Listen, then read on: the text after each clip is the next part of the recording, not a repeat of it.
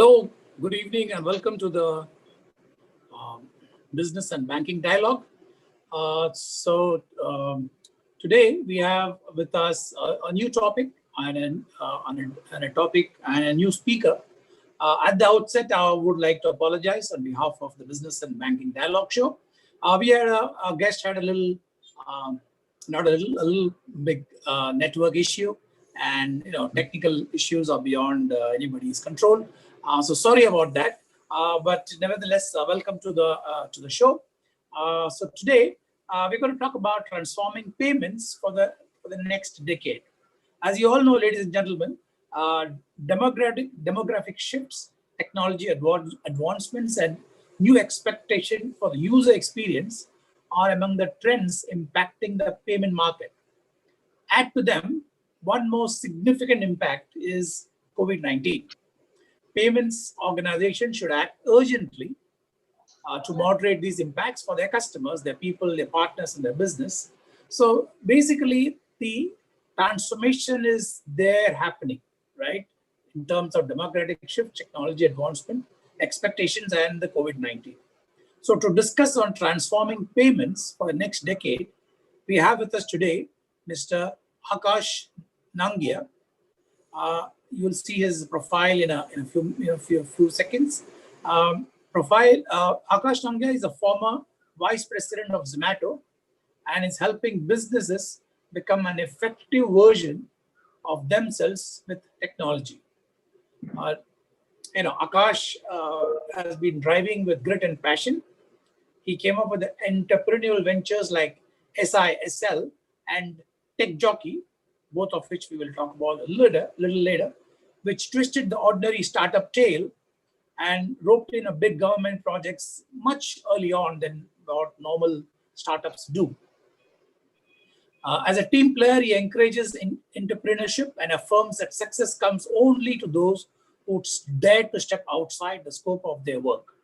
So he is a young go-getter spirit manifests itself in his young brigade, which is breaking hierarchies with new age leadership roles. Good evening, Akash, and how are you doing? Hi, Mr. Kumar. Thank you so much for the kind words.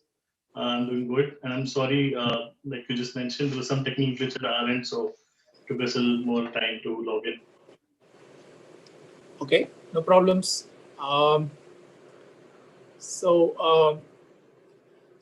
Akash, before we discuss about transforming payments, tell us about SSIL and Techjockey.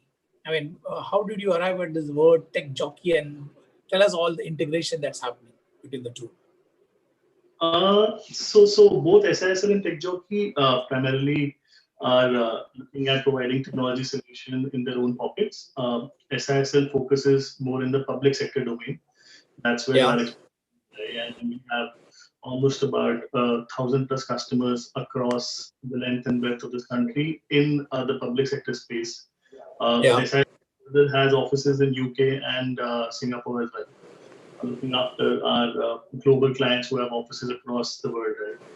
So we work on a certain skill set and technologies around cybersecurity, cloud, and practices around data center, etc., where we have our own strength. Whereas on the other side, Techjockey is primarily, it's techjockey.com. It's an online platform where we try to solve the problem of integrating a single marketplace where all the tech resellers or all the tech sellers, the OEMs, could come in and showcase their products, because that was a major problem a few years back. While we were doing SIS, and we realized that there's no one market or so-called physical showroom per se where you can actually go and compare softwares or buy something regards to technology. Being in Delhi, we can probably have access to probably a Nehru Place, which is not even a zilch of what technology is today. And but forget what's happening in the other cities and the tier 2, tier 3 towns. So there's a big problem there, and I think that's what we're trying to solve. And for now, we have about 500,000 users on the platform currently who visit us monthly, and doing about thousands of transactions in a month across different categories and professions. So The moment a user logs into Techjockey, we guide him as per his or her profession. If it's an architect or a lawyer or a restaurant owner or a banquet manager, we tell them that how technology can, which tools or softwares can help them increase their efficiency and reduce their costs.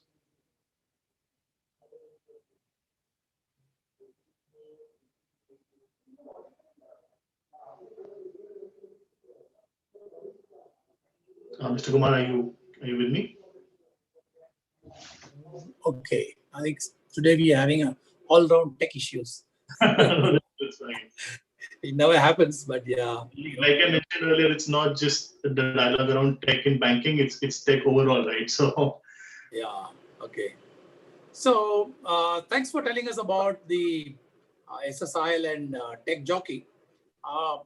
So let's get into our discussion on payments. Um, we know that besides government reforms, technology and tech-enabled services can help the digital payment ecosystem in India, which is pretty large already, right? So, what, according to you, are technology needs of this sector, and how can this help witness further growth as we move ahead in very challenging times? see, obviously, the government is doing its part by bringing in reforms and taking steps wherever required in order to give the economy a whole digital push altogether. I would say, by ensuring that a lot of utility services are being rendered and paid only through digital platforms or through an online mechanism, they're trying to bring in more and more audience to convert to the digital means. Obviously, the whole growth prospect now lies on how seamless and how big is the trust factor. I would say, if the whole process is less time consuming and the widening the gap of the audience being serviced, that should be the priority, and I think that is the priority for government now. But if you talk about how tech-enabled services and tech can pitch in, I would say that see, there are two elements which I personally feel. One is the whole biometric technology. I see that thing. Remembering passwords, the cost of losses should they fall in the wrong hand, and the overall cost of data breach and cyber threats will make sure that passwords are replaced with the biometric authentication as we move ahead in times. There are these smartphones, the higher ones, the so-called iPhone generation, or the top-notch Android ones, where there is still those face IDs are in play. But I definitely see biometric technology coming in big time to push this whole payment ecosystem in India. Second can be, again, like I mentioned, facial recognition. So not just biometrics, facial recognition at POS will be another big step for the digital payments ecosystem in India. Customer needs to stand in front of the POS machine, which is equipped with camera now. Camera captures the image of the customer and the payment is then transferred. So Aadhaar has already incorporated face and iris of the cardholders, correct? So this can be a great advantage. And when Indian payment companies start adopting face recognition, I think that's how we'll see a push. Okay. So you're expecting biometrics to come big time into India? I certainly feel so, because that's where the biometric and facial recognition would definitely push. So so let's look at some of the banks. So how the better research software solutions are supporting the MSMEs and small business banks. Okay, because I think these are the two areas where even before, largely now with COVID-19 impacting them big time. Where are they? What kind of what should be done for them to keep their growth trajectory? You mean to say the growth trajectory for the payment bank, the small payment banks? Yes, correct. See, to be honest, even these small finance banks are not that different from a large bank, right? It indeed competes with the same PSU like a State Bank of India or a Punjab National Bank for that matter, if not the private likes of HDFC and Kotak. But technology can help these small financial banks, SFBs, with access at a lower cost to the end users. They can take banking to a customer's doorstep while reducing transaction and turnaround times. the TAT can really be brought down, which eventually help in eliminating paperwork or another unwanted process which is more cumbersome. So technology obviously has enabled SFBs to open multiple channels to serve customers and reduce their operating costs as well. At the same time, these services currently are being offered only to premium customers, I think, at the larger banks. But it definitely will help the smaller banks in fulfilling their growth needs as well. Apart from that, I would say technology can help them with customer acquisition. It can help in and overall the entire customer life cycle can be staged. They can offer them an easy and convenient banking experience, a whole paper experience with eKYC being done within minutes, right? So all that can be pushed through tech. Apart from that, the AI capabilities can definitely help these smaller banks go further deep. Uh, I can I can talk a lot around how this particular point can really help beat smaller or the larger banks for that matter, because you can actually go deep into the customer behavior and as per the demographic split, push for deeper wallet penetration of these customers. Apart from that, what else? I think another point could be how banks should focus on being digitally native for customer touch points and remove the burden of legacy systems, host applications in a private cloud, in a virtualized and containerized environment that gives the flexibility to scale up or down infra as per the increase or decrease in the number of customers, WhatsApp banking, chat banking, Aadhaar-enabled payments. I think that should be Yeah. the focus along with basic NEFT, RTGS, etc. Okay. You think that there is technology can play a big role in shaping their trajectory? Certainly, see with AI/ML, they can even look at catching hold of this potentially risky borrowings or figuring out how somebody who was probably an NPA some 10 years back, going beyond just a plain vanilla CIBIL report. I would say tech can obviously be their own in-house CIBIL for figuring out the customized approach. Okay. Okay. Okay. So. Um, ladies and gentlemen, we got a little delayed, but I am opening the show today for your question and answers in the chat box. As you know, the topic of the day is what do we do for the what are the payments, transforming payments for the next decade. So there's a lot of shift happening. So you could go ahead and ask the questions while I have my discussions with him. And so let me ask him the next question. Akash, with remote areas, typically in the rural side, okay, not having enough branches and services like agent banking, POS, e-commerce, ATMs, how can biometrics or eKYC, you talked about biometrics already, or eKYC acceptance can be maintained at highest secured level through the use of new technology? See, I think fingerprint and iris scan, they're all linked to the Aadhaar-enabled payments anyways these days, right? And what's required here is, I would say, a major government push. And anyways, the government has laid down the guidelines, which are pretty clear and well-defined on how security needs to be maintained. For example, say, instance, every transaction, there's a PID, right? A personal identity data, which is encrypted, and it's a unique dynamic base 64 encoded session or something, which has its own symmetrical algo. Now, this session key in turn is encrypted with UID public key, which is using asymmetric algo. So, moreover, technologies of data encryption, safe storage on premise data centers, as recommended by MIT, the previous DIT is now MIT. So, the certified data centers, all that is there for safe storage and transactions. So, I think that should definitely help. Okay. What about these remote places? one of the big problems that I have seen is that in terms of electrifications, getting power to to do online banking has always been a problem. What are your thoughts now that India is going leaps and bounds in payments? How do we make those small changes out there such that they can remain online?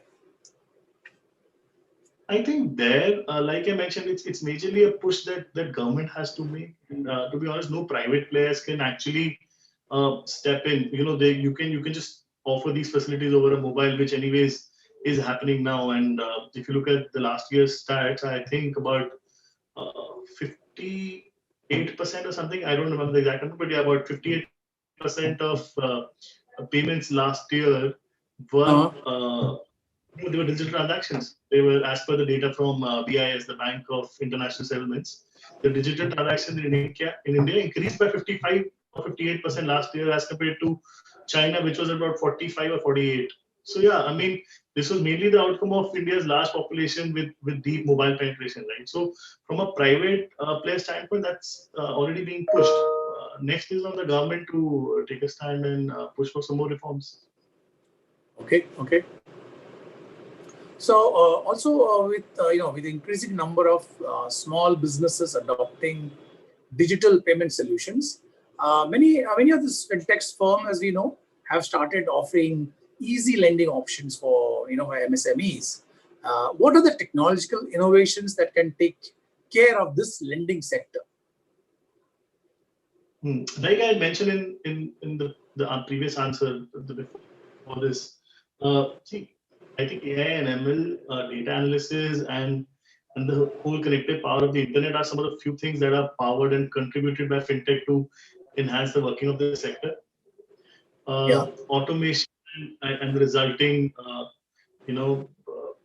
disintermediation of the whole loan underwriting process is generating opportunities to improve traditional MSMEs banking services for financial institutions through partnerships or internal upgrades. So moving from a complex paper-based loan applications to simplified versions available online can dramatically reduce the operating costs associated with serving the MSME segment. Online loan applications can immediately filter the information provided to determine the eligibility and mark those red flags that warrant further review by lenders and reduce human errors. Moreover, financial institution can even leverage the power of internet to enhance the educational tools and value-added services. Providing this kind of virtual support can contribute to the expansion of MSME portfolios that generate healthy returns. So yeah, online client engagement also bolsters the bank's abilities to cross-sell. As MSME profiles become more robust, including information pertaining to the company performance, business acumen, or user interests. Big data analytics can identify products and services that would be more appealing to the client at a given point in time. So going forward, the need for roadmap on big data, blockchain, AI will be all the more important when there is enough data to analyze and interpret, right? We are sitting on so much of data. Yeah, that's true. I mean, that's a lot of data to be mined, and there's a lot of artificial intelligence. I think these banks can set up, I guess, to make it more possible to lend more to the MSMEs. Let's talk about India moving towards the tap and pay or the contactless transactions. With this huge success of UPI, how can this model be built on robust ways and securing the transactions in order to avoid possible frauds? See, now this is something which I would say that the banks need to ensure the consumers are educated enough and they're aware to go that extra mile. I can certainly tell you what do I do to ensure that to avoid any such possible frauds. One should try and not keep your cards in easy accessible pockets or bags, which will draw probably a pocket's attention. Yeah. You should find a wallet or a card holder with some tin foil or block scanning devices from reading your card, right? I mean, that's one way of tapping. The typical RFID readers are available, which do the same thing. Don't let anybody take care of your card or just put it out of sight while taking a payment for a few seconds. The small changes, I think, in our whole buying behavior should definitely help. Somebody could be using a skimming device to copy data from your card's magnetic strip. Don't give your friends your card to make payments. Always make sure you are the one who are doing the transaction yourself. You know that small the laziness of asking your driver to go in and get the petrol done or the car serviced. Ask for a receipt when you are making those digital payments. If you are okay with an e-invoice, do check the e-invoice at least in your mailbox or an SMS on your phone or whatever the subscribe number with your card is. One should always keep a check on the bank statements, keep your credit report in your hand to look for any unusual activity so that you can, probably ring the bell at the right time. And what else? I mean, okay, in case of any extreme circumstances, report any loss or stolen cards as quickly as possible. There's a limit on how many times you can use a contactless card before requiring a PIN, which stops criminals from carrying out a large volume of smaller transactions. Right? I think it's about 30 odd pounds, if I'm not wrong. That's what it is. So it's best to not wait for the card to be blocked. So Okay. I would keep in mind, but yeah, I mean for everyone its own. But we should try and definitely keep it to ourselves. Okay. Yeah. So let's talk about SISL Infotech, and you've been dealing with a lot of MSMEs and small businesses. So tell us about their growing needs on technology requirements to grow ahead. So I think, like I mentioned, so SISL focuses primarily on the public sector space. It's Techjockey, which focuses on MSME. So nonetheless, I mean, in Techjockey, what we try and do is and like you rightly said, it's obviously the payment is the last leg of your overall, I would say, customer life cycle or the overall so-called process management internally in an organization. Let's pick up any example, say a hotel, right? I mean, if a hotel doesn't have an ERP in place and there are a lot of players, right, in that space. So if you don't have the right ERP in play and a channel manager which is integrated to that ERP, how can your bookings that come in from an online travel agency and OTA reflect and go through a secure payment gateway? I mean, what's more important is that eventually an online payment is a tool that helps you scale up your business. There are other uh, arenas and ecosystem around the whole payment gateway itself that give business an extra push. So what we try to solve at Techjockey is the similar problem, right? That if there are these pick up any small business, an astrologer, a gym owner, a blood bank, a restaurant. All these guys needs to have their own specialized ERPs or software that help them increase their efficiency. I think that's what is one step before getting into the whole payment space. Okay. Yeah, but how is it that the Techjockey can help? I mean, what role does it? We sell these solutions online, so we sell these solutions on a platform, and the software that I mentioned, and like I mentioned, there are about 500,000 users who visit us monthly now and do these transactions online. We have our own tech consultants who put you onto those technology owners, be a bridge in between, help you provide demos, trainings, whatever is required to help you make the right choice. Okay. Okay. Well, I have a question for you from one of the audience. So he talks about we talked about the contactless card. He says, how can we make the contactless journey possible? Uh, Typically, with infra scalability, tech resilience, and adaptability, these three being there, how can the contactless journey be possible? Made be possible in India? See, certainly that is something which again goes hand in hand with the way we are pushing, or with the whole UPI aspect being there now. I think that's one thing which is anyways in card. The only problem is that the right infra in the rural, and I would say even in tier 1, tier 2 cities is going to take some amount of time to grow. if you look at those typical handheld machines which are required for a contactless payment or just a touch card per se, it's taking somewhat of time because internet penetration has just started reaching, with this government being pretty much focused on reaching even the rural belts in J&K for that matter from a connectivity standpoint.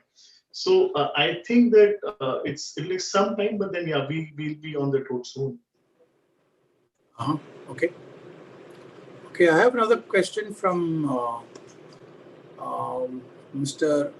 Pushpendra Khandilwal, is a very regular listener to us. Mr. Nangia, when I visited the US, my biometrics and eye impression were not working in their system. While we think that their system is more advanced or more improved, in such situation, what will happen with our illiterate population? Because due to dirty hands and lack of proper cleaning, they may face the problem in banking and other financial transactions. What is your idea to provide robust solutions to avoid such problems? See, obviously, technology comes with its own, nuisances as well. I mean, we can always keep on talking about how a particular solution has its own disadvantages, and so is the case with every solution, right? What I can tell you is that the way we are going ahead, all these smaller issues of adaptability in the initial stage of a customer's life cycle or customer's trend towards the whole automated payment or an online payment per se, AI and ML are going to play a big role because people will genuinely have a lot of knowledge about your buying behavior in the coming time. So it's not that okay, for the first time user probably there might be an issue, and you can just keep on educating them enough. Like I mentioned about those points that I do while I take care of my secured payments, but then the banks will have to come in, step at the forefront, and educate their customers, ensure that they are, arm twisting is not the right word, but they are literally forcing them to move to this new means of doing transactions online, with UPI being there, ensuring that NEFT and RTGSs are not encouraged, and it's rather the other way around. So banks will have to come in and educate people to ensure that these smaller issues are taken care of. But as we move ahead and we have enough data, I'm sure that with AI and data analysis coming in, people will have much deeper problems rather to deal with than the basic ones. True. So another question is on very topical, of course, on healthcare. With COVID-19, healthcare has become a center point for everything. So how important and what kind of changes are required in the payment systems so that the citizens at large can get avail of healthcare services? You mean to say from a payment gateway standpoint, what sort of changes are required? I think he's asking how can it make it easy for people to get maybe premium on on healthcare, premium payments, or subscribing to a healthcare scheme, etc. How can you make it easier? I think the only answer to this, which I possibly, and I have been thinking about this and discussing this with a few friends in the domain for a while now, is how India is not a native English-speaking country, right? And banks should adopt their AI and ML practices to the vernacular of the deeper engagement and build a greater trust with their customers. Now, that's an extended arm of what you just asked. I mean, that's exactly how you can, go about connecting with somebody in Bihar as well to somebody in Bengal too. So it has to be customized, right? I mean, it has to be vernacular, and we have to keep in mind the aspect that it's not that every user is sitting out of is a millennial sitting out of Gurgaon. So when you talk about a rollout of any health services or anything of that magnitude, I think it's more to do with getting yourself equipped with not just native English per se, I would say. Okay. So let's look at AI. I think people have talked about it. We had a lot of people talking about AI, and so where do you think the role of AI will come in payments and looking beyond payments? If you can give us some example example of what you I have think done, that would be great. this is, I think, exactly what I just answered on the health domain. For example, banks should look at changing WhatsApp banking from a menu-driven service to a multilingual NLP bot where the customers can type in free text, English, Hindi, English, whatever is required, and the bot provides them secure and accurate responses. The banks can use natural language processing and advanced machine learning capabilities to constantly train the algo to improve the response of effectiveness. Having a conversational bot can be a greater help to customers to receive uninterrupted banking services, right? So Yeah. it can definitely go payments and soon, in future we'll have probably an AI virtual assistant who could assist consumers to reduce their credit card debt, help with student loans by enabling the students to make better saving decisions. The virtual assistant can also run, probably a diagnostic on your financial position and health of any particular customer, manage their spending goals, help them in handling their payment related tasks like bill payments, like a concierge for them, right? So yeah, I mean, we're moving in that direction. It will definitely go just beyond payments. There will be services that'll be tagged along with it. Oh, nice. Yeah, that's a good example that you've given. The another query that has come about is that could you relate, Akash, what kind of opportunities do you see for yourself and companies like you, like fintech companies like you, post-COVID that may come up from unorganized industry, and what are your plans for meeting such requirements? See, obviously there'll be a huge demand, as COVID settles, and right before we got onto this discussion, UK has just announced that they're going to be, they've given the regulatory body has given a green signal to Pfizer shots, and by next week NHS is going to start implementing that. So I think the summers in 2021 is going to be a big boom.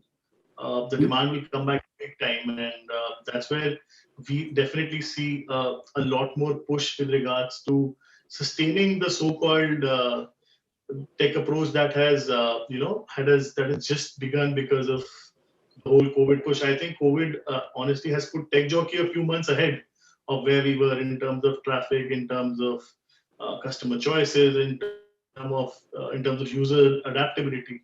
There were these OEM producers who were not okay, selling their products online. They wanted to go through their. They never wanted to disturb their whole already being run bricks and mortar supply system, wherein they have a reseller sitting out of Noida or a distributor sitting in Orissa. They would not want to play with that and sell products online, wherein this existing ecosystem will have a problem. That why are you selling products online at a cheaper cost? But now with the whole COVID play coming in, they were forced to move to an online medium. Sustaining that would, I think, is something where at least we would be putting in a lot of energy, and I definitely see all the industry folks and stakeholders to ensure, because see, this has definitely brought a lot of savings for a lot of enterprises. I mean, I was talking to a multinational software manufacturer yesterday itself, and they said the amount of real estate costs that they're saving currently just by operating from work from home is mammoth. So, and they don't really look at any dip in the numbers just because they're working from home. So one would definitely want to sustain these new means and the new mode of collaboration and communication. Okay. One of the questions that has also come to me is that to combat fraud, he says data sharing will be key between issuers and merchants and acquirers, and issuers and acquirers. Okay, that complete chain. What are your thoughts on data sharing to combat frauds? I think sooner, like I said, so one crosses the bridge as and when you approach that particular problem, right? I think in the Western world we're hearing so much about GDPR now, so I really see that coming in here as well. It's just that we literally bypassed the whole. And I've been giving this example for the last few years now, that we literally bypassed the whole landline phase. 90% of our population never used a landline phone and straight away landed onto a mobile phone. So even the regulatory teams were not ready to switch that easy, or were not ready to look at the nuances of how do we have to control and how do we have to ensure that the technology is not being misused. Similar is the case here. With the whole, with the size of country that we are in and the number of people that we have, uh, data is of utmost importance, and definitely the government is going to bring in a lot more stricter rules, and I see that coming in really really quick times. There are agencies like Certain, etc., who have been anyways very active in the cyber threat space. So yeah, we expect some action there soon. Oh, okay. So as you know, Akash, banks have been using AI and ML for forecasting models in the banks, right? We are dealing with many banks also. Is there a way we can make this, going forward? Can it create? Can be made more vigorous or such that it is much more easier to draw forecasting model? See, as a consumer, I will expect a lot of personalization and not a run of the mill from them. And every consumer has different needs, which the bank gradually starts understanding. Banks are able to understand my potential needs and my sources of income, spend basis, which they can suggest, which they can use to suggest the best bouquet of services or third party offerings or language or IVR, whatever, to just Yeah. target user. I think 2020 we will 2021 rather not 2020, we'll see a growing trend for applying the recurrent neural networks for time series analysis and forecasting, which are an application of deep learning, and are one reason we believe that deep learning will end up replacing the traditional machine learning. For example, deep learning can forecast data such as future exchange rates of a particular currency with a surprisingly high degree of accuracy also. So in 2020, as 2021, I see that happening too. And same should be on the side of biometrics, where various biometrics will be combined with ML to create a comprehensive security solution. There will be a multi-domain biometric recognition within a reach.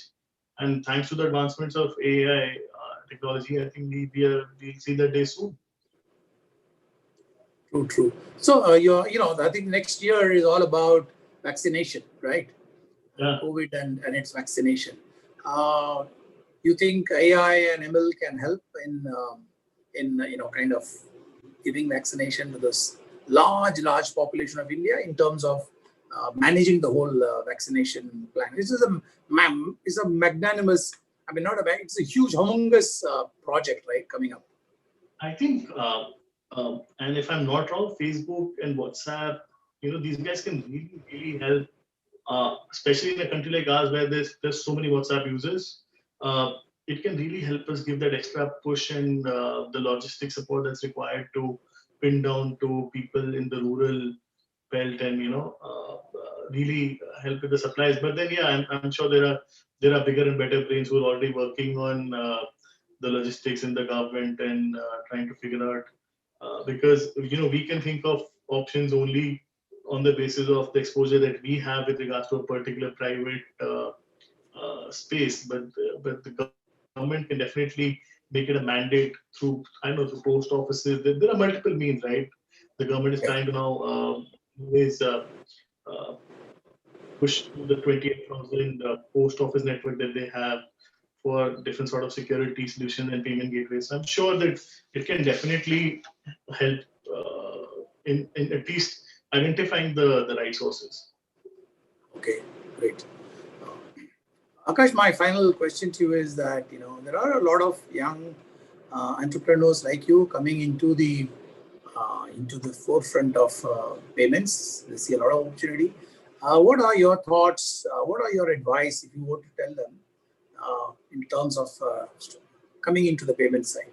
What kind of advice you would like to give them? See, definitely, it's a big space, right? I mean, we've not even touched the tip of the iceberg for now. So anybody who's trying to come in right now is obviously banking in at the right hour. And as to their business plan, I would just say that it's for each its own, right? I mean, there's plenty of space in the market. So if you can figure out one simpler way of helping a particular industry by topping up payments with some sort of services, I think it will definitely we can have a lot more those dominating players who can have a big pie in this whole chapter. True. Just taking a last question from one of the audience. Utkarsh Jani is asking, what is the importance of researching the right software for SMEs in the new normal? I think he's trying to say that one solution doesn't fit everybody, right? It doesn't fit the big industries, the large industries, and the small industries. Is there importance of researching the right software for small and medium enterprises? Is this question? I think that's exactly what we spoke about a while back too, that how Techjockey.com, the platform, is helping businesses solve this issue. We have been suggesting all sort of third-party solutions that are required for a particular business's success. So while payment is the last leg of the entire customer life cycle, it's very important to even automate the whole process in the initial phase too, so that we are able to scale up the business. Okay, right. Thanks, Akash. I think we've crossed the time already. Thanks for coming, Akash, and sharing with us your thoughts on the transforming payments for the next decade. We hope to invite you for the next this thing where we could perhaps be, we could dwell on many more other topics other than including payments. So look forward to meeting you then. And thank you very much once again, ladies and gentlemen. Please join me in thanking Akash for coming over. And thank you and goodbye.